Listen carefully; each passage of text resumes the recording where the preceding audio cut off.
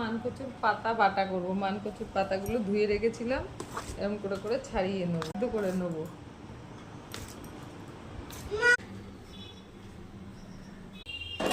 সিদ্ধ করতে দিলাম পাতাগুলো, লঙ্কা দিয়ে দিলাম, অল্প একটু কালো জিরে দিয়ে দিলাম, হলুদ লবণ দিয়ে এবার সিদ্ধ করে নেব। শুকনো লঙ্কা ফোড়নে দিলাম, কালো জিরে দিলাম, তেলটা গরম, মানকচুর পাতা বাটাটা এবার